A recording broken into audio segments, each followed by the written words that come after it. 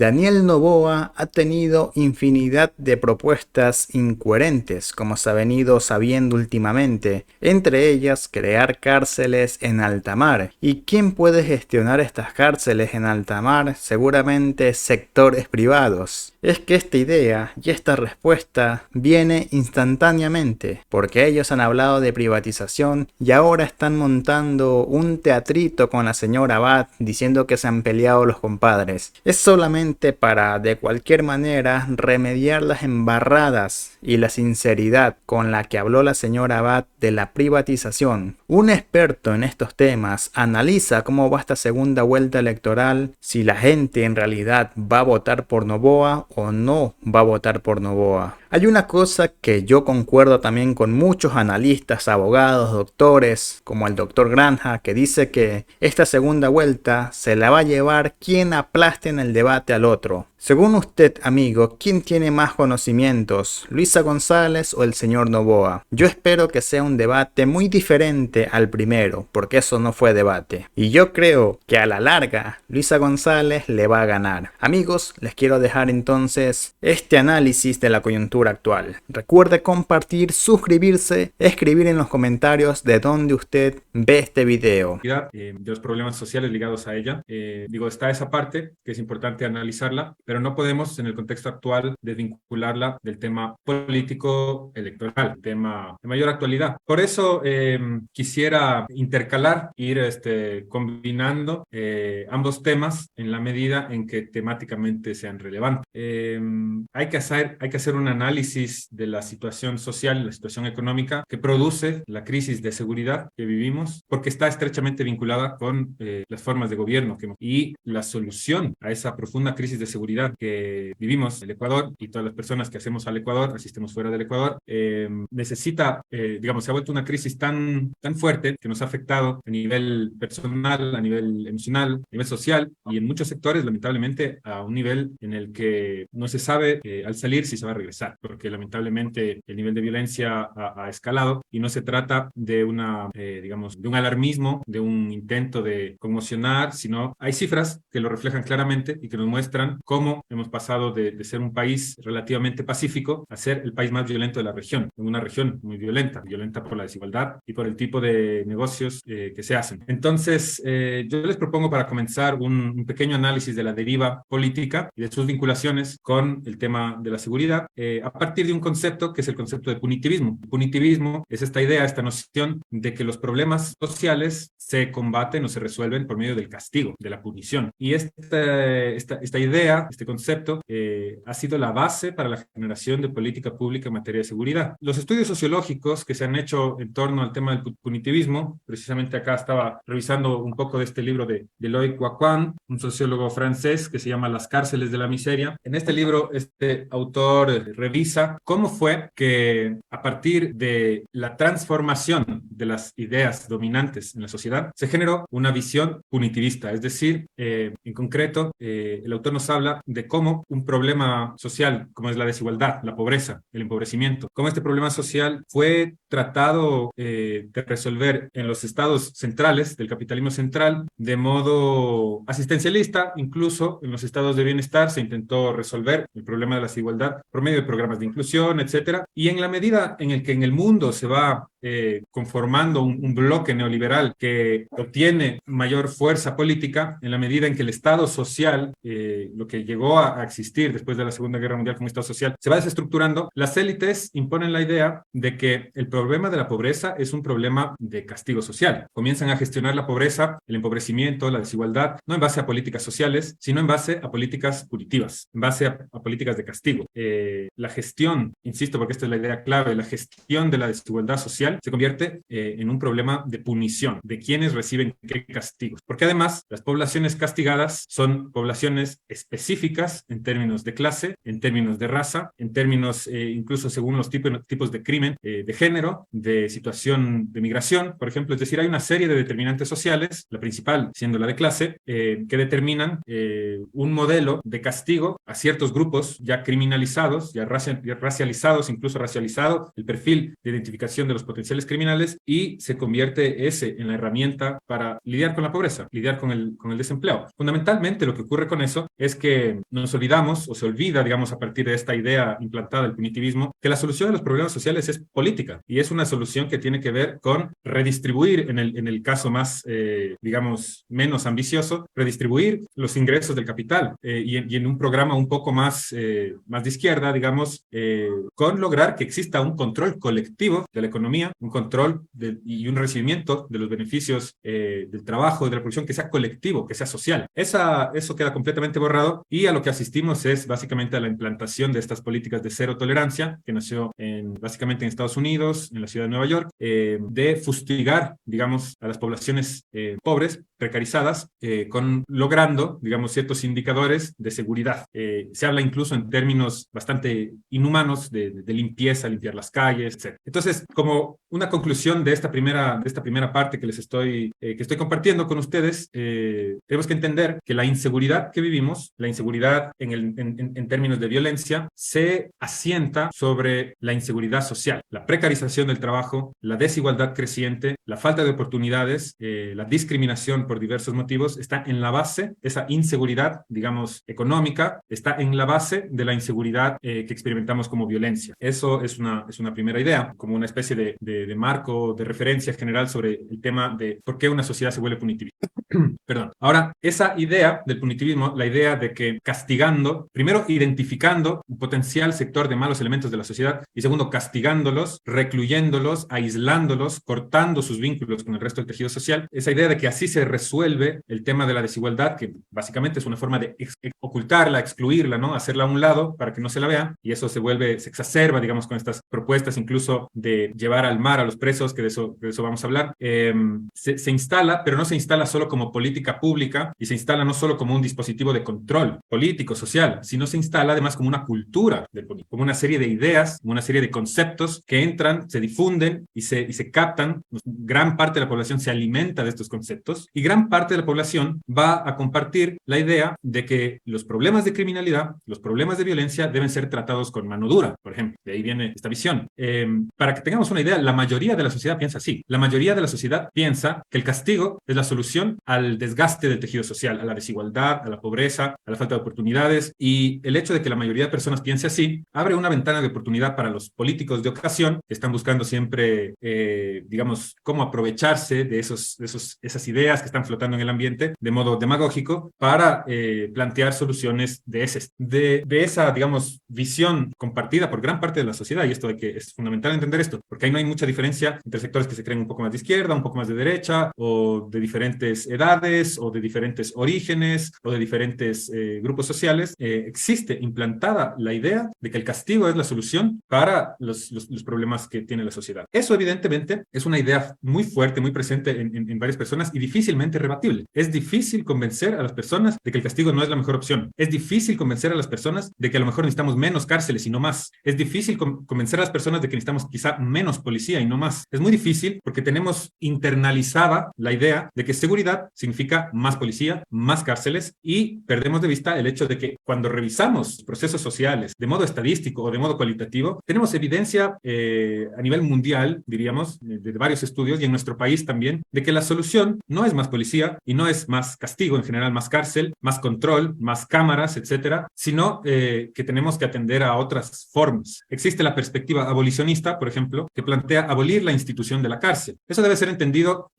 como otras perspectivas abolicionistas. Se plantean un horizonte de lucha y no plantean simplemente el cerrar las cárceles y ya, sino plantean una necesidad de caminar hacia otro tipo de sociedad, de hacer ese tránsito hacia un tipo de sociedad donde la cárcel no sea una institución necesaria. Recordemos, además, que la cárcel no es la única forma de justicia, históricamente no lo ha sido, sino que es una forma de implementación de la justicia que surge en un determinado momento histórico y que así como surge en un determinado momento histórico como respuesta de ciertas sociedades más modernas al problema de los individuos que no se rigen a las normas y que afectan a otros individuos, asimismo, en esa deriva histórica, en ese proceso histórico, el tema de la cárcel deja de ser un tema de justicia solamente, y básicamente en Estados Unidos, que es el foco de estas ideas más punitivistas, la cárcel es invadida por todos sus poros como institución, por la lógica capitalista más radical, más conservadora que existe, y aparece el proceso de industrialización del sistema carcelario. Aparece el tema de convertir la cárcel en un modelo de negocios, básicamente. Las cárceles de Estados Unidos, privatizadas, lo que hacen es mantener vivo su negocio, y su negocio vive de procesar, y lo digo esto entre comillas porque hablamos de seres humanos que son completamente deshumanizados en este proceso. La cárcel se convierte en una empresa que focaliza e identifica poblaciones peligrosas y intenta aumentar la cantidad de presos, la cantidad de personas apresadas, aprendidas, porque eso mantiene su negocio, porque de ese modo hacen circular, digamos, o sea, cada preso, cada persona privada de libertad le genera, perdón, un rédito económico a las cárceles. De modo que las cárceles en Estados Unidos funcionan como una empresa, como un complejo industrial que produce más desigualdad, porque las cárceles refuerzan la desigualdad, no la curan, que produce más aislamiento social, mayores problemas ligados a la misma delincuencia, a la misma dependencia de sustancias narcóticas, y como tal no es una solución. Y sin embargo tenemos esta paradoja de que sin ser solución, como lo muestra la evidencia, se presenta en la cabeza de las personas, en el imaginario colectivo, se presenta como la solución. O sea, la mayoría de personas apuesta por ese tipo de soluciones, a pesar de que la evidencia demuestra que ese tipo de soluciones no son efectivas para lo que son planteadas. Bien, en nuestro país, en Ecuador, se mantiene esta idea de forma muy fuerte, y lo podemos ver en las candidaturas que existieron en la primera vuelta de las elecciones, qué tipo de perfiles son aquellos que impactaron más. Impensable en otro momento una candidatura de un personaje como Jan Topic, ahora se volvió no solo pensable, sino que lastimosamente es una persona que tiene un cierto público y que a lo mejor está iniciando una carrera política y que puede seguirla más adelante, con esta visión de buquelización, como se le ha llamado, con esta visión de mano dura, de viene alguien que sí va a poner el freno a la delincuencia, con esta visión además autoritaria de suponer que es un problema de fuerzas, de quién es más fuerte, de ser más fuerte que los criminales. Lo mismo, la candidatura de Villavicencio tiene un componente en el cual se plantea una lucha contra el crimen, un poco al estilo de los superhéroes, ¿no? O sea, el tipo que no tiene miedo, el tipo que se enfrenta a todos, que denuncia y que no tiene miedo de lo que le pueda pasar, pero que además plantea la posibilidad de desarticular todas las mafias de una sola, en un solo movimiento, lo cual no es posible porque hay un entramado delictivo que se ha desbordado desde su ámbito hacia todos los otros ámbitos sociales, incluida la política. Por eso se puede hablar de una politización de la inseguridad o de la seguridad, el tema de seguridad. Es decir, el ámbito de la inseguridad ha inundado todos los otros espacios sociales, incluida la política. Entonces, y además presenta geográficamente condiciones de transnacionalización, es decir, que no están local, o sea, existe una geografía de la violencia que nos muestra dónde se cometen más cierto tipo de delitos, etcétera, pero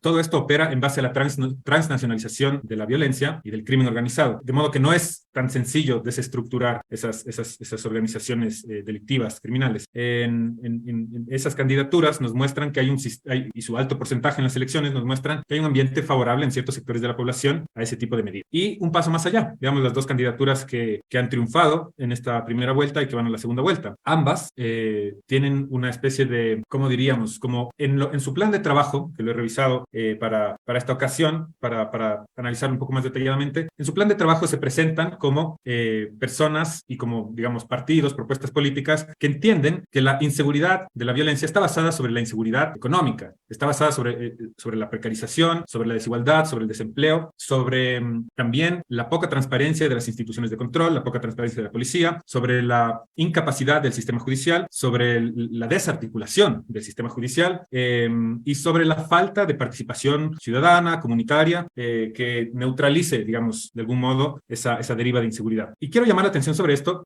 Ambas candidaturas, tanto la de Daniel Noboa como la de Luisa González, tienen ese enfoque en su plan, esa visión, que no es punitivista, en primera línea no es punitivista. Dicen, de hecho, tenemos que enfocarnos en la prevención de los delitos, en la prevención, en la formación de la policía, en el volver transparente, en promover la seguridad comunitaria, los sistemas de alarma comunitarios. Eso lo plantean y dicen, y no ponen el punitivismo en primer lugar. Sin embargo, bueno, antes de llegar a este punto, sin embargo, cuando se trata de mostrarse frente al gran público, cuando se trata en el debate, por ejemplo, o en las campañas presidenciales, en los recorridos, etcétera, cuando se trata de atraer votos, esa parte de su programa, que no es punitivista en primera línea, se vira, se gira, se pone patas arriba, si queremos, y se convierte en la misma retórica de mano dura. Lo ha dicho Luisa González en el debate, nosotros vamos a tener mano dura. Y lo ha dicho Daniel Noboa también, y además ha generado toda una estética que en parte es entendible y justificable, pero que genera una estética de una persona que habla con chaleco antibalas, ¿no? O sea, como apelan un poco también a ese sentido de la heroicidad en el combate con el crimen, y lo hacen por cálculo político, porque lo que mucha gente quiere escuchar para decidir su voto es eso, que va a haber mano dura, que va a haber más cárceles o diferentes tipos de cárceles, y solo en ese contexto es comprensible que en la propuesta de ADN, de la alianza que apoya a a Daniel Noboa para la candidatura presidencial, no se menciona el tema de las cárceles en el mar, no se lo menciona, no está como una parte de sus propuestas, no está estructurado, anclado algún tema, sino más bien se hace un discurso bastante progre, digamos, bastante progresista de necesitamos crear más fuentes de empleo, necesitamos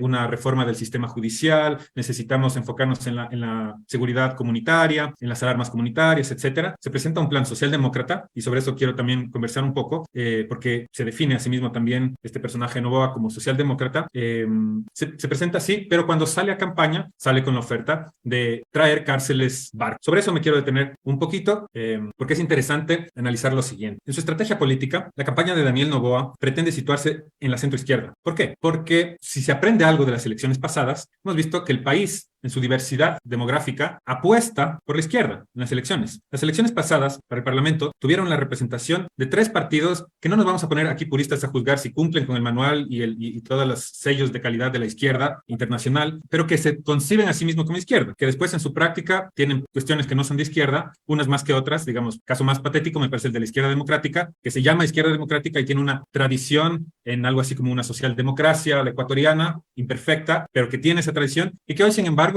no es más que un membrete de eso, y que tuvo un éxito electoral en las elecciones pasadas, que no se esperaba su misma militancia, su misma estructura, tanto con el candidato Hervas como con los asambleístas, llegando a ser la tercera fuerza del país después de pasar a ser un partido casi extinto. Y su éxito electoral no lo supieron manejar a tal punto que en estas elecciones ya ni siquiera pudieron participar. Hay una división interna, y esto se repite en las otras fracciones, vamos a ver, hay una división interna que no le permite tener una cohesión, porque hay un bando que básicamente usa como etiqueta el nombre izquierda democrática, pero que no tiene nada ni de izquierda ni de democrática. Y hay otro bando que intenta un poco pelear por eso, pero no llega a establecerse, no llega a tener tampoco los apoyos extrapartidistas necesarios, y termina ese conflicto interno devorando al propio partido. Lo mismo Pachacutic. Pachacutic fue la segunda votación en las elecciones pasadas, para la asamblea evidentemente lo fue, y para la presidencia probablemente lo fue. Hay que revisar la entrevista que le hacen a Luis Almeida en el programa de Jimmy Jairala para darse cuenta en un desliz que él tiene, que admite de algún modo que el Partido Social Cristiano influyó de alguna manera para que pase Guillermo Lasso y no Yacu Pérez a la segunda vuelta en las elecciones pasadas, lo cual obviamente habla de varios problemas también al interior de Pachacutic, siendo uno de ellos el tema del control electoral, que no tenía.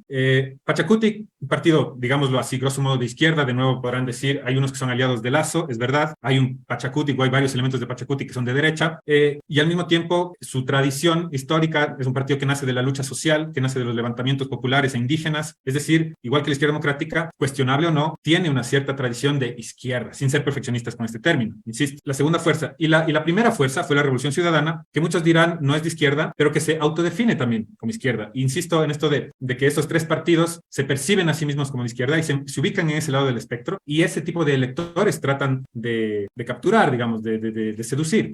Al mismo tiempo, hay también un comportamiento bastante ambivalente de la Revolución Ciudadana en ciertos temas. Y lo que quiero resaltar es que la izquierda es la primera opción, la segunda opción y la tercera opción de este país en las elecciones pasadas. La derecha quedó en cuarto lugar. Y en estas elecciones, 2 de esas fuerzas, las que tienen conflictos internos y no han logrado cohesionarse, ni siquiera pudieron participar, Pachacutic y la izquierda democrática, o no hicieron a nivel nacional, realmente. El que sí se logró consolidar es la Revolución Ciudadana, que se vuelve a presentar y obtiene de nuevo la bancada más numerosa. Lo que quiero decir es que el país está votando hacia la izquierda, hacia una izquierda que no le responde al país, porque tanto el proyecto de la izquierda democrática como el de Pachacutic no le respondieron al país, y hay que ver en qué medida el de Revolución Ciudadana sí, o solo a cierta parte de su militancia, o incluso ni siquiera en favor de su militancia, respecto de algunos manejos en la asamblea que se instaló en el 21, ¿verdad? Entonces, a donde voy es a por qué Daniel Noboa hace una campaña discursivamente de centro-izquierda. ¿Por qué el país vota a la izquierda? ¿Por qué Noboa tuvo una un sorpaso sorpresivo de otras candidaturas que parecían más opcionadas de llegar a segunda vuelta? Porque no entró en esa dinámica de la derecha de ser anticorreísta, sino que se planteó como un ser más neutral, como una persona que presentaba más propuestas, que se preparó bien para el debate y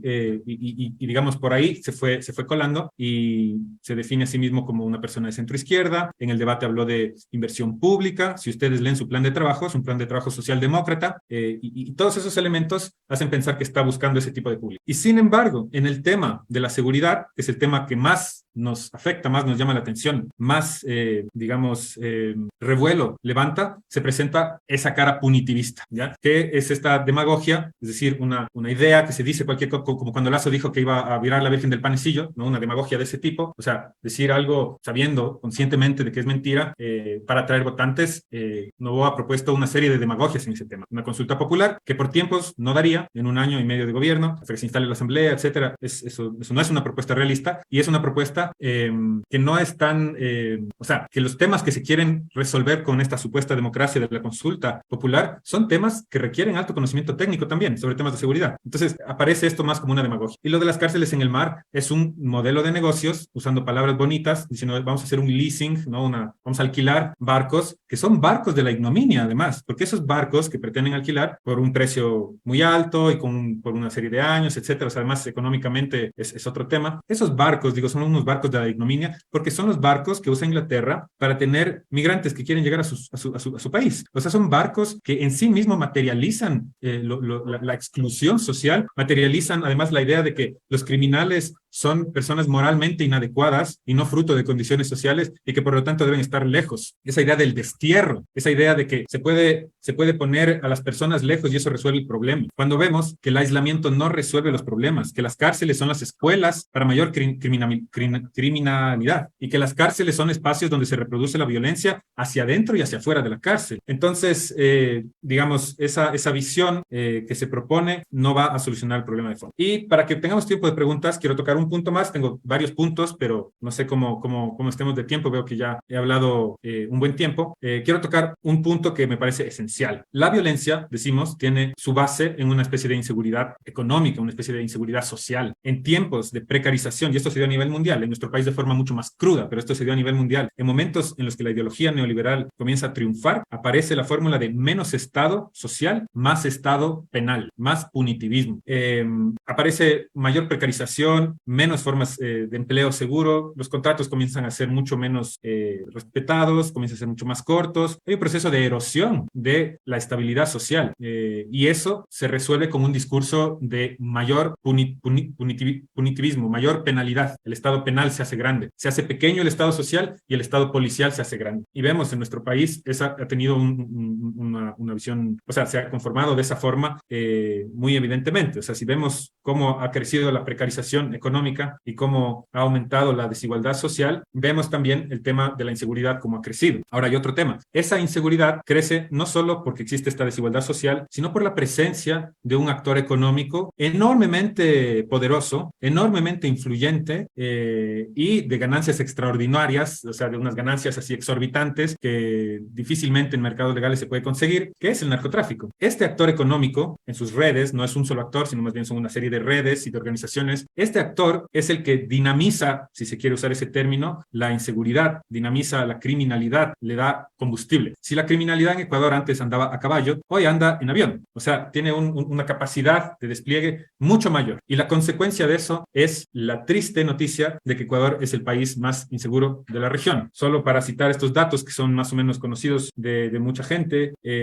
pasamos en 2017 de 5 personas con homicidios intencionales por cada 100.000 habitantes, que es la tasa que se usa, 5 por cada 100.000. En 2017 pasamos al año pasado a 25, 5 veces más. Y 25 ya nos ponía como uno de los países más altos de la región. Pero este año, 2023, entre el pronóstico que se ha armado y las evidencias que ya tenemos transcurrida ya la mitad del año, nos ha llevado de 25 personas asesinadas por cada 100.000 habitantes el año pasado a 42, se estima. 42. Hemos pasado de 5 a 25 y ahora 42. Y por eso es el país más peligroso de la región. Eso tiene que ver con este tema económico, de del narcotráfico, que, insisto, es un tema económico y en todo caso en una parte de salud pública, pero no es un tema moral y ahí hay un asunto que hay que desentrañar. Para que tengamos una idea de qué tan grande es este incentivo económico que propulsa la criminalidad, veamos algunas, hay estimaciones, ¿no? Apareció este número de Ecuador Debate, que es una revista de ciencias sociales, donde el tema central es el que nos ocupa a todo el mundo, es el crimen, la violencia. Allí se encuentran datos, estimaciones sobre el volumen económico de esta economía del narcotráfico. Se estima más o menos entre 2.000 y 5.400 millones de dólares al año. La proforma presupuestaria para el 2023 que el presidente Lasso pasó a la Asamblea es de 31.000, es decir, un sexto en equivalencia, un sexto de lo que es la economía nacional tiene que ver con el narcotráfico. O sea, esta parte no está declarada, obviamente, no forma parte oficial, pero en volumen, quiero decir, si la economía nacional es de 31.000 millones, la del narcotráfico llega hasta casi los 5.000, es una sexta parte, es una cifra abrumadora desde mi punto de vista. Y un dato más interesante, de esos entre 2.000 y 5.000, por razones obvias, no se puede cuantificar con exactitud ese volumen, de esa cantidad, hasta 3.800 millones de dólares serían lavados en el sistema financiero. De hasta 5.000 millones de volumen de flujo financiero del narcotráfico, hasta 3.800 se lavarían en el sistema financiero. Esto dicho, en palabras simples, significa que los bancos están llenándose de plata, llenando sus arcas en base a la violencia cotidiana que todos tenemos que pagar. Eso hay que tenerlo muy claro. Entonces, cuando atamos hilos, hay que tener muy claro que si bien esa economía del narcotráfico ha inundado toda la política, y creo que difícilmente sectores políticos oficiales se pueden salvar de eso, si bien hay esa visión, tenemos un gobierno de un banquero, que creo que la mejor noticia es que va a terminar pronto ese gobierno, que representa al sector bancario, que tiene uno de los bancos más grandes del Ecuador, y es el sector bancario el que se beneficia de toda, no el único, evidentemente, pero es uno de los sectores que más se beneficia de la destrucción del tejido social. Hay que tenerlo muy claro y ojalá sea una lección aprendida. El tema es que los banqueros no solo nos gobiernan directamente, eso ya fue como la decadencia total de la representación del sistema político, que un banquero llega a gobernarnos de esa forma. Pero además, si no es los banqueros operan a través de los medios de comunicación, a partir de su influencia política, de los partidos políticos, etcétera, de modo que es un sector que en medio de toda esta crisis que arrancó con la pandemia, o antes incluso una crisis política, la crisis económica, la crisis de la pandemia, es un sector que se ha beneficiado mucho. Y hay que tener en cuenta claramente eso, porque eso nos indica que las luchas sociales y políticas que tenemos que tener, tienen que tener con claridad identificado cuál es el enemigo principal en términos políticos, ¿no? Eso es fundamental. Luego, ese mismo esquema de gobierno propulsa un discurso donde se acusa a todos los que no están con ellos de narcos. Se le ha llamado narco, o sea, han visto la publicidad contra la Revolución Ciudadana, es que son narcos, y cuando hay paros, dicen que los paros son financiados por el narcotráfico. Lo dice el gobierno que más se ha favorecido del narcotráfico y cuyos vínculos directos con redes de narcotráfico y mafia albanesa y asesinatos de personas claves que fungían actores ahí son los más evidentes. Entonces, es el colmo del cinismo. He lanzado ahí algunas ideas, se puede profundizar en más, y es un tema que da para estudiarlo mucho, así que más bien lo voy a dejar ahí y en las preguntas, con lo que va surgiendo, podemos profundizar en algunos temas más. Muchas gracias. Muchas gracias. Buenas noches. Mi nombre es Jimmy Pesantes y tomaré la moderación desde Berlín, Alemania. Marcos, tú hablaste sobre estos barcos prisión, ¿no? Estos modelos que de alguna manera ya se está haciendo realidad, como en Inglaterra. Pero claro, los ingleses, los norteamericanos y otros países no han firmado esos tratados internacionales que prohíben este tipo de prisiones, de trato a los prisioneros. Y Ecuador sí ha firmado tratados, ¿no? Tratados internacionales. La misma Constitución prácticamente prohíbe este tipo de digamos, segregación de los presos, aislamientos. ¿Cómo se podría catalogar estas propuestas que tú también mencionaste? No las tienen puestas directamente en su plan de trabajo, pero las ha dicho públicamente el candidato Noboa. ¿Es pura demagogia o es algo más? Yo creo que es demagogia. O sea, creo que se trata simplemente de un modo de presentar una idea que puede capturar a las personas preocupadas con la inseguridad. No creo que existe un estudio profundo, un análisis de la sociología, de la demografía, de la criminología. No creo que existe eso. eso, no hay evidencia de eso, no hay tampoco ningún olor que nos diga que hay un estudio, que esto es producto de investigación o de una cierta línea de política, sino de una demagogia rampante como la que tenemos y como la que parece lamentablemente ser necesaria para ganar una elección. Entonces, aquí, lamentablemente, Jimmy, como sabemos, la Constitución a veces no importa para nada. El candidato Noboa no está claro si nació en Estados Unidos o nació en Ecuador, y eso sería también un impedimento constitucional. Pero la campaña sigue y el candidato tiene posibilidades de ganar, de modo que la Constitución lamentablemente no es fuerza. Y en este caso, si tú me comentas de los tratados que ha suscrito el Ecuador, que en su Constitución se plantea como un país de paz, como un país que reconoce, digamos, un Estado social, ¿no? No importa que esté ahí, porque el candidato puede decir cualquier disparate que se le ocurra o cualquier cosa que sea pegajosa, que suene bonito, que suene interesante, mandar a los presos lejos, las personas privadas de libertad sacarlas del territorio, tenerlas lejos, como si eso fuera una solución. Yo creo que el fondo de ese asunto es demagogia, Claro, porque, o sea, no es la primera vez que el candidato de alguna manera es demagogia, pero también mentira, porque si fuese real que se pudiese hacer, supongamos que la Constitución lo permitiera, que Ecuador no haya firmado ningún tratado sobre derechos humanos, etcétera, y se pudiese hacer, el gobierno va a tener solamente un periodo de año y medio, más o menos, lo que le queda para gobernar. Y si uno hace una propuesta de esa naturaleza, tendría que pensar en los costos que esto tendría, en que eso, mandar a hacer un barco prisión dura mucho tiempo, ¿no?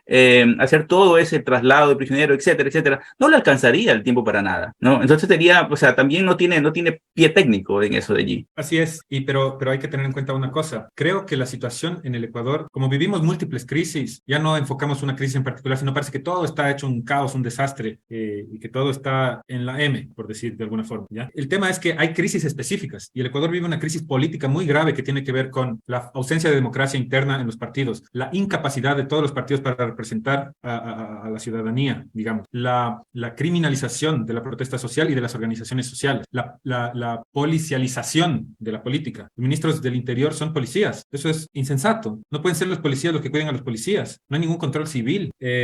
Tenemos una securitización de la política. Ya ya la violencia entró a la política y la política se volvió violenta también. Tenemos candidatos asesinados, etcétera. En ese contexto hay que identificar las crisis específicas políticas que yo creo están a punto de estallar. Yo sinceramente creo que la carencia de una representatividad, de una representación adecuada para las demandas sociales va a provocar más estallidos, porque no hay una representación adecuada. Entonces digo, estamos en un contexto en el cual el sistema político ha fracasado y el sistema político está quebrado y no hay visiones de solución sencillas, ya, porque hay enraizamientos extraños entre las diferentes fuerzas, y las fuerzas que algún día fueron alternativa, a ratos pierden ese envión de ser alternativa y más bien parecen como acoplarse a un sistema político que está en decadencia. En ese contexto se dan unas elecciones en las que el mandato es súper corto, como tú lo señalas, que va a durar un año y medio, y hasta que se posesione y tal, y con el robo de los votos que hicieron en el exterior se va a tardar más la instalación de la asamblea. Entonces, en ese tiempo cortísimo, lo que están jugándose, todas las candidaturas, incluidas las que perdieron en primera vuelta, están jugando con fuego porque están asumiendo un problema que es enorme, que es una bomba de tiempo. El sistema político no sirve en el país, está completamente desestructurado, no existe democracia interna, la segunda fuerza está rota, la tercera ya no pudo participar en elecciones, es decir, estamos en una crisis grave política, que no se ve porque la crisis de seguridad es mucho más alarmante, porque la crisis económica en el día a día nos afecta, etcétera. Entonces, como es una bomba de tiempo ese sistema político fracasado que tenemos, quien asume un riesgo también, pero lo están haciendo estos actores políticos, todos los que participan, en función de la posibilidad de reelegirse en el 25. Entonces, no asombraría que tomen medidas anticonstitucionales, completamente demagógicas, para asegurarse en el poder. Pero como tú dices, yo en el fondo creo que es una demagogia. Han dicho que los barcos van a ser alquilados por 8 años, 10 años. No sabemos que hay negociaciones, como si se pudiera negociar siendo candidatos, una serie de absurdos que yo creo básicamente lo que buscan es asegurarse una posibilidad de tener el poder para a partir de eso palanquearse a un espacio más grande en el 2025, pero sin tener en cuenta lo que estoy mencionando, vivimos en una bomba de tiempo del sistema político que puede explotar en cualquier momento. Bueno, ahora tenemos una pregunta desde Londres, Jenny Wasgwa, por favor. favor, tu micrófono. Gracias, Jimmy. Buenas noches, Marco. Un placer conocerte. Mira, una de las cosas que me parece muy importante que tú has mencionado aquí es que en realidad no hay un conocimiento técnico, una planeación técnica para esto de las cárceles, particularmente desde el punto de vista en que ya hemos visto varios ejemplos en el mundo donde estas cárceles en barcos se han tratado de implementar y han sido fallas astronómicas. En los Estados Unidos había una que he leído varios relatos de gente que ha estado dentro de estas prisiones y, como tú dices, se han aislado, ha sido completamente traumático, y yo sé que mucha gente va a decir, pero ellos son criminales. Pero ¿qué nivel de criminales tenemos en el Ecuador? Mucha gente ha sido forzada a entrar a estos niveles de criminalidad por la falta del gobierno. Entonces, desde ese punto de vista, ¿cómo ves tú la situación? ¿Deberíamos castigarles a todos?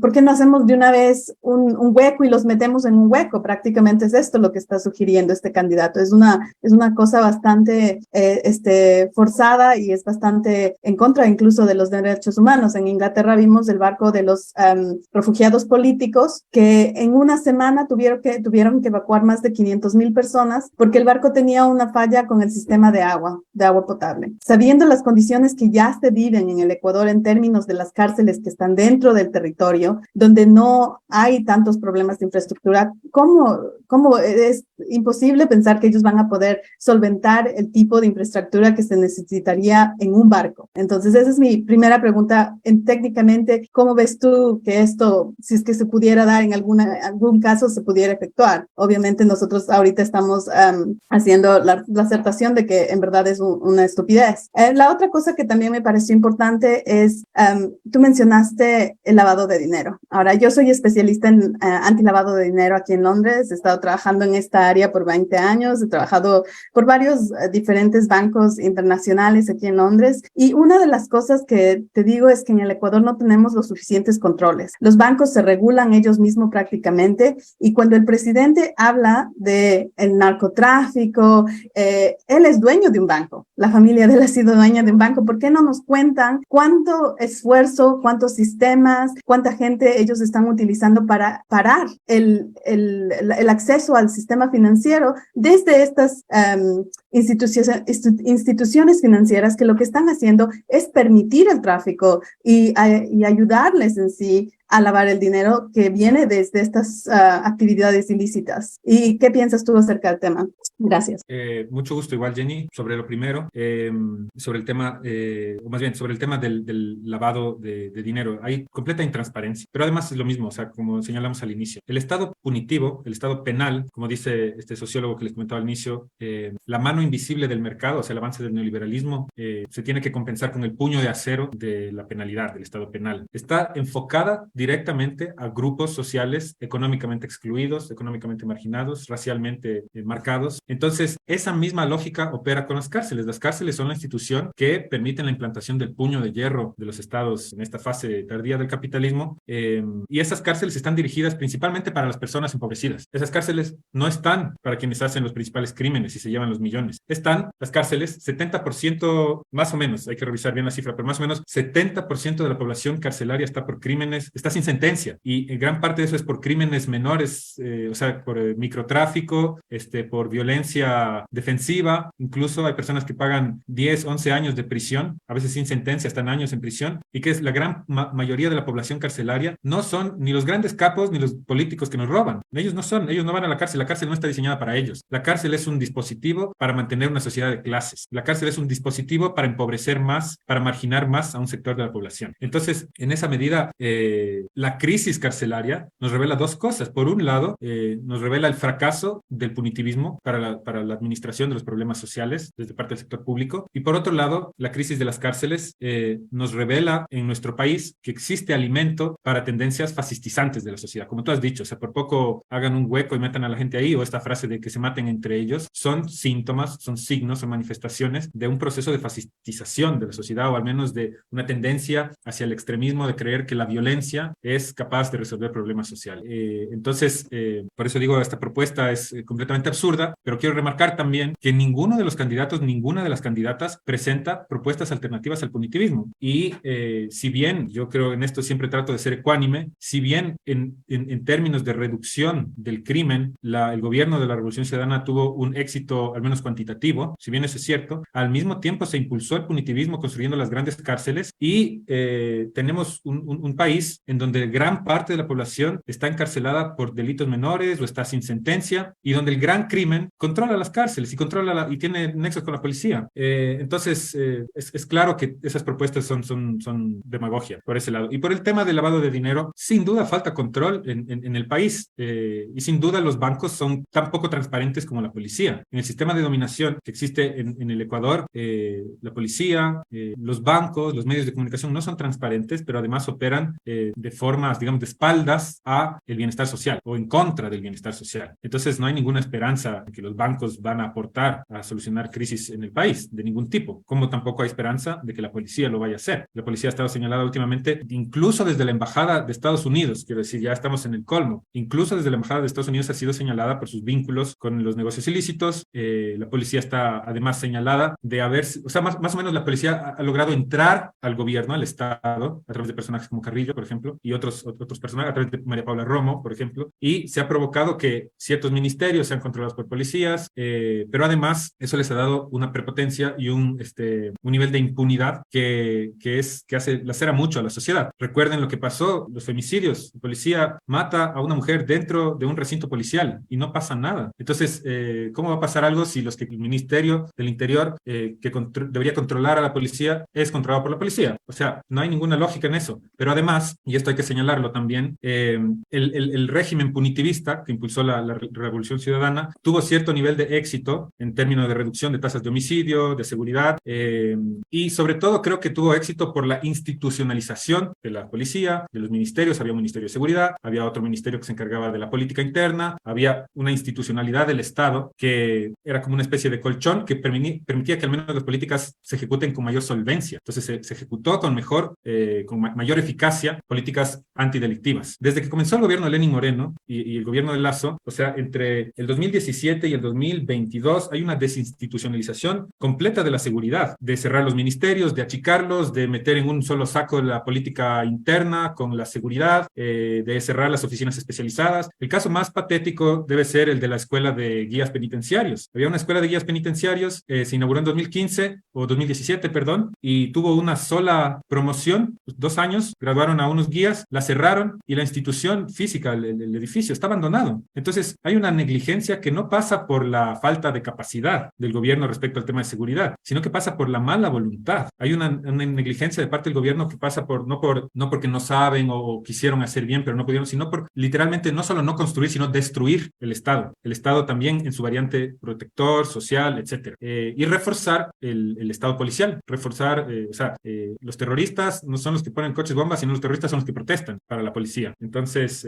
hay una situación de desinstitucionalización muy grave que implica además el empoderamiento de ciertas instituciones que son las punitivistas, que es la policía. La policía tiene mucho poder y mucho que explicar en nuestro país. Pero en este sentido, hemos visto, por ejemplo, no solamente en Ecuador, en América Latina, por ejemplo, hay personas como Milei, por ejemplo, que hace propuestas mucho más extremas que las que está pasando en Ecuador, ¿no es cierto?, de disminuir más el Estado. Y lo dice también la candidata a vicepresidenta por Noboa, que quiere que no exista, digamos, un sistema de educación pública, que no quiere que haya salud pública, o sea, que no hayan hospitales públicos, ni universidades, colegios, escuelas públicas, sino que todo eso se privatice. Y en ese sentido, tú hablabas también de eso, de que la violencia que estamos viviendo es consecuencia también de una violencia social que existe. Esto no agravaría esa violencia social si es que viene un gobierno y que quiere todo privatizar y que lo haga fundamentalmente, aunque creo que la Constitución tampoco lo permite. Sin duda. O sea, por eso quiero marcar un vínculo entre el neoliberalismo y el punitivismo. Y eso es, hay una correlación, hay una historia que les ha visto crecer juntos, que implanta el punitivismo para asegurar el neoliberalismo. Hay una conexión específica. Entonces, el triunfo de una tendencia más neoliberal que se vende como socialdemócrata, claro, salen los exabruptos de la vicepresidenta o ahora mismo del mismo candidato Noboa y se ve más lo que son realmente. pasa que en la primera vuelta, como estaban en las sombras, digamos, creciendo en las sombras de las otras candidaturas, no se exponían demasiado. Por eso yo no estoy tan seguro, digamos, como todo el mundo cree que es de aritmética simple, de sumar los votos de Topic, de Villavicencio y de Otto a Noboa, y Noboa ya ganó. Yo no creo eso porque veo que hay o sea, que el candidato Noboa estuvo siempre resguardado, ¿no?, detrás de esas otras figuras que se expusieron, y en el debate se preparó muy bien, logró convencer a mucha gente y dio un salto, pero ahora se está exponiendo mucho más porque le toca, porque ahora ya sabemos que son dos, y entonces al país le toca ver quién es Noboa y quién es su candidata a vicepresidenta, y van desnudando quiénes realmente son,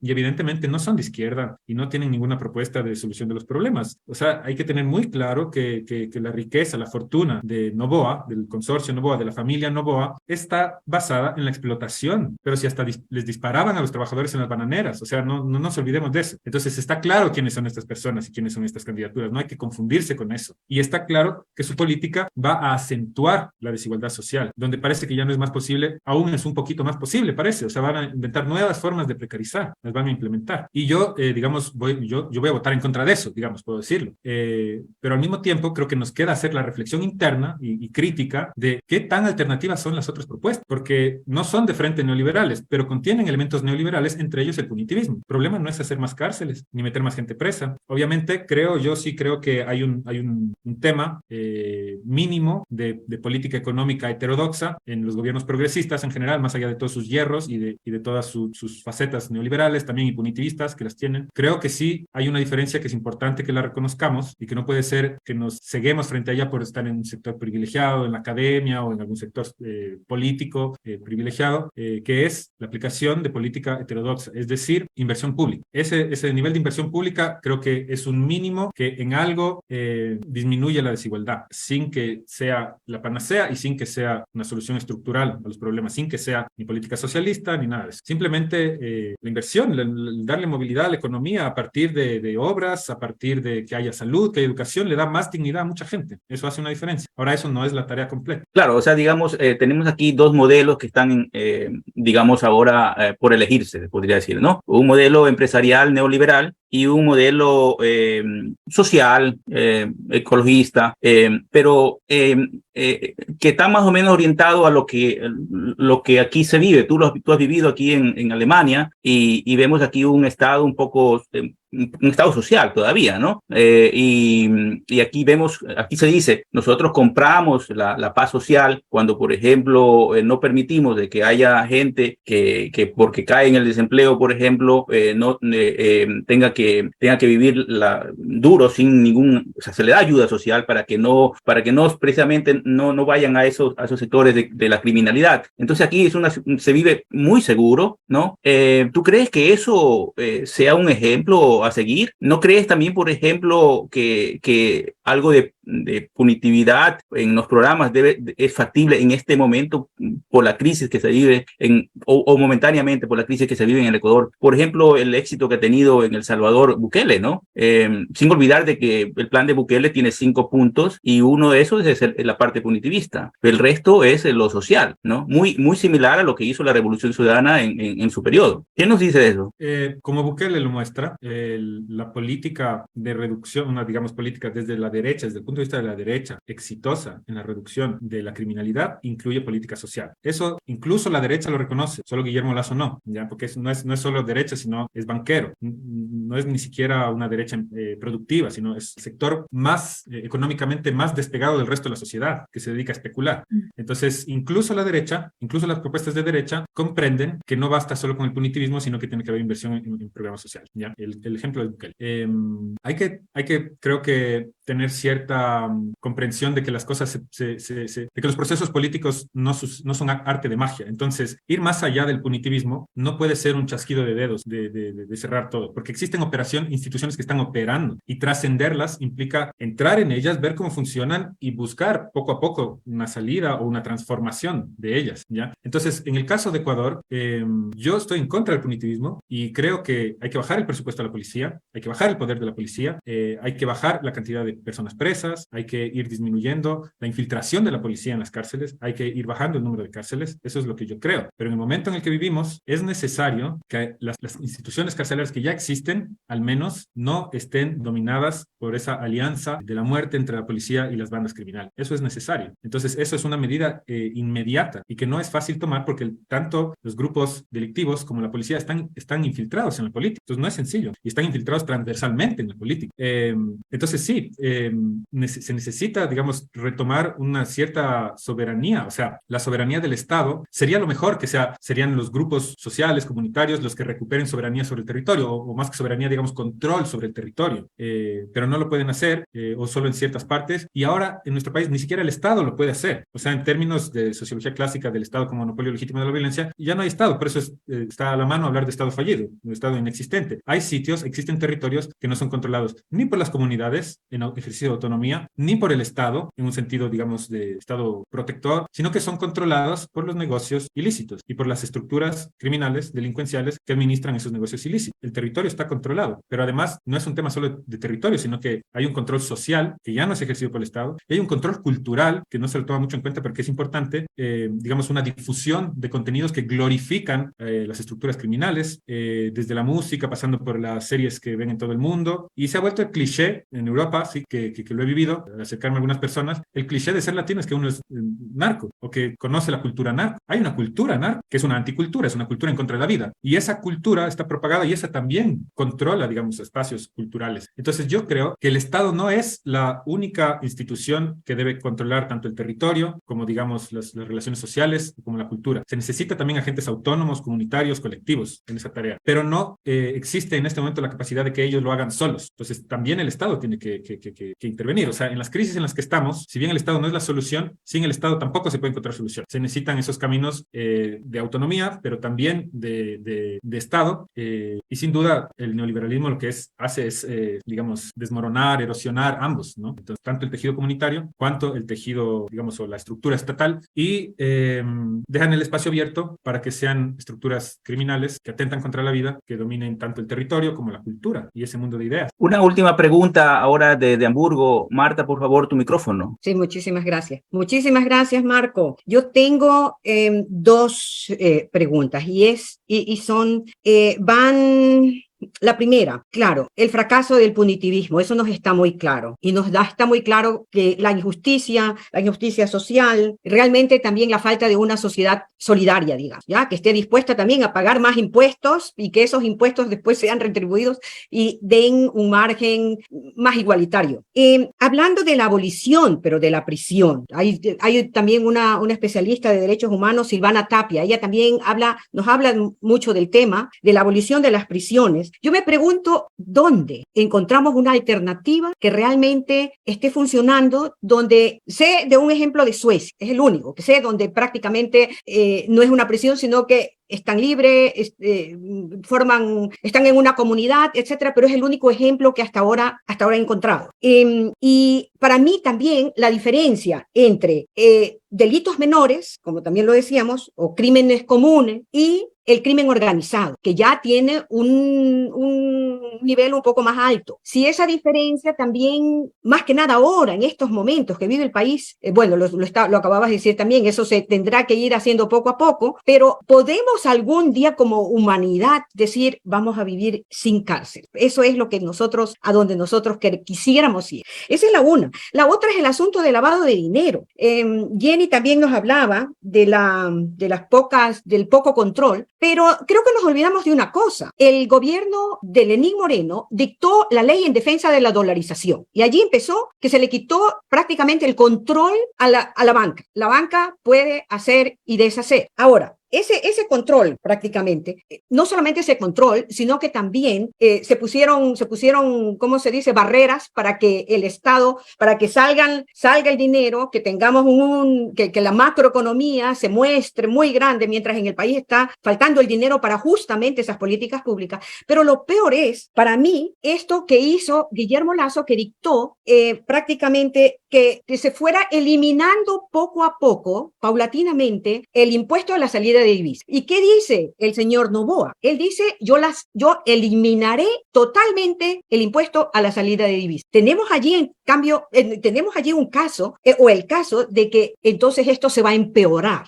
Gracias. Así es, estoy de acuerdo. Voy a comenzar por el final. Si llega a ganar Daniel Noboa, las organizaciones que se autodenominan de izquierda necesitan hacer un replanteo muy profundo de cómo están haciendo las cosas. Porque el país quiere votar a la izquierda, insisto, el país quiere votar a la izquierda. Tanto así que el candidato Noboa se vende como centro-izquierda cuando es un neoliberal puro y duro. Pero si el país quiere votar a la izquierda y no gana a la izquierda, que ya digamos eso es difícil, significa que las organizaciones de izquierda están haciendo las cosas mal. Si el país quiere votar a la izquierda, lo que tiene que hacer la izquierda es hacer propuestas de izquierda y van a ganar, y hacer alianzas entre izquierda y van a ganar en primera vuelta, porque la derecha no tiene ninguna posibilidad de ganar en sus estructuras clásicas. La derecha tiene sus posibilidades a partir de outsiders que le apuntan a la utilización o a partir de camuflados de socialdemócratas que crecen en las sombras, como es el caso actual de Noboa. Por eso insisto, si gana Daniel Noboa, las organizaciones de izquierda o de algo medio social, digamos, o sea, un concepto amplio, no restrictivo de lo que es la izquierda, tienen que replantearse sus democracias internas, tienen que replantearse sus liderazgos, tienen que replantearse sus formas de representación, tienen que replantearse sus contenidos profundamente, tienen que replantearse el tipo de debates que dan en su interior, o si acaso permiten que haya debate exterior. Todos estos grupos que se consideran de izquierda, o estos partidos, estas plataformas que se consideran de izquierda, porque si no ganan, es más por sus propios errores que por aciertos del rival. Porque el rival se está vistiendo de traje socialdemócrata para ganar, y es posible que gane. También es posible que no gane, pero habrá que hacer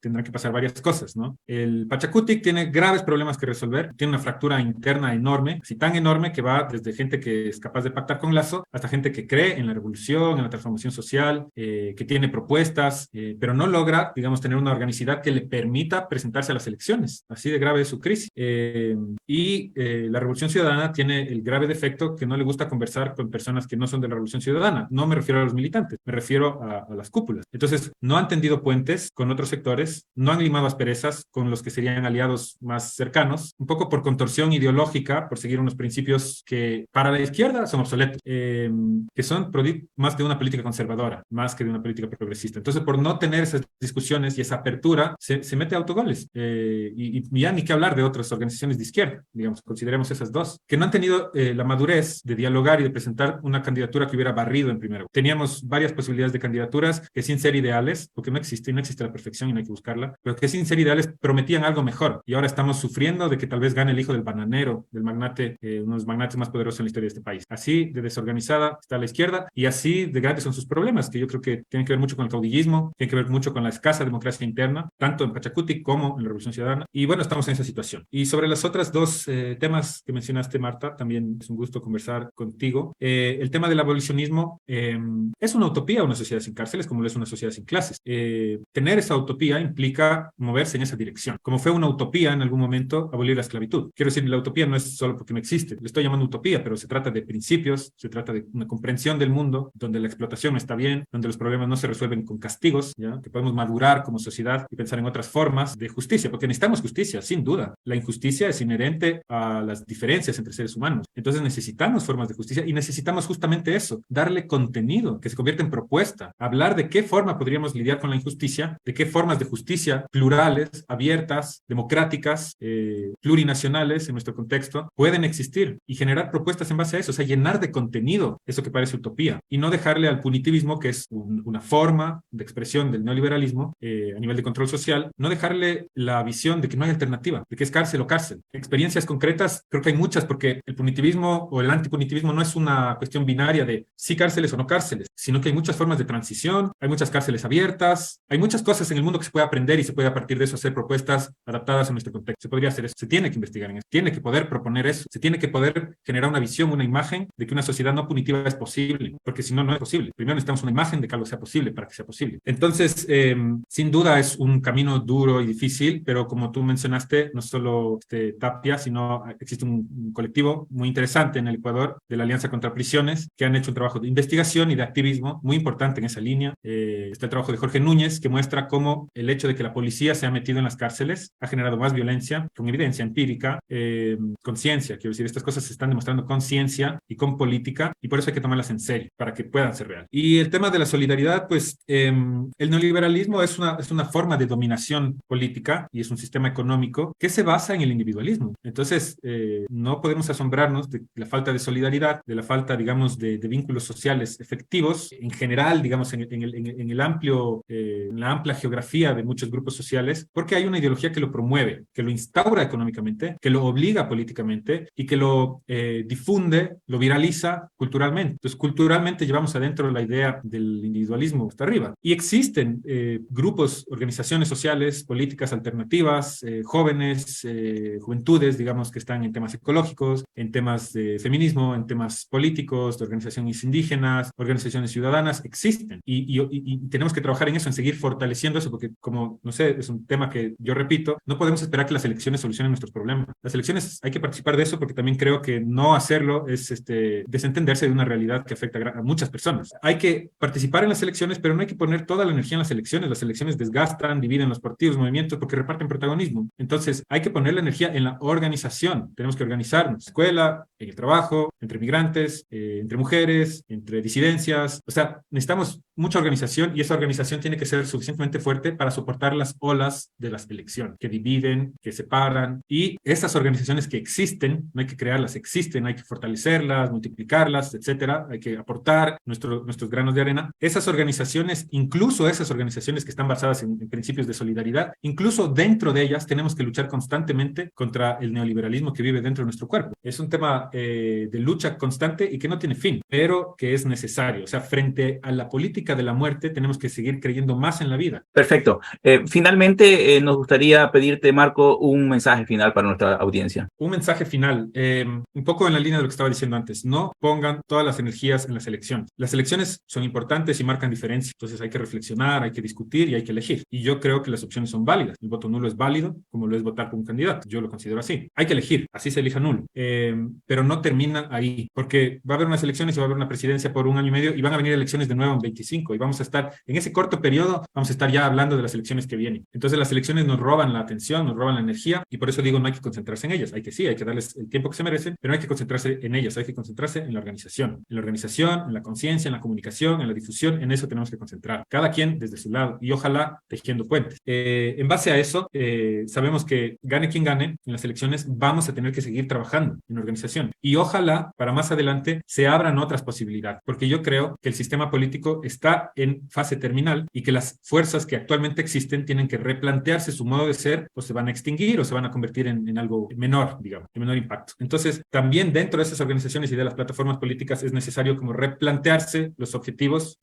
porque como digo, en la crisis del sistema político que hay, va a llegar un momento de estallido, como ya lo ha habido en otros momentos, pero que genera una gran incertidumbre que no se sabe a dónde va. Y la única forma de saber hacia dónde podemos caminar juntos es organización, discusión, conciencia. Entonces, si es que eso puede ser un mensaje, el mensaje es ese, a fortalecer las organizaciones, a discutir, a criticar, a promover y a realizar democracia interna, no confiar en que las elecciones ni los líderes nos van a salvar, romper con ese pensamiento mesiánico, hacer horizontalmente con los que estamos al lado y proponer otras ideas, proponer en nuestro horizonte el abolicionismo, entender, digamos, que las grandes desigualdades tienen que ver con el capitalismo, generar nuevos lenguajes para comunicar, etcétera. Ese sería el mensaje, organizarse y resistir a las elecciones. Interesante análisis, amigos. Más tarde seguramente saldrá más información y yo se la estaré compartiendo. Saludos para todos y gracias por estar todos los días aquí en este canal.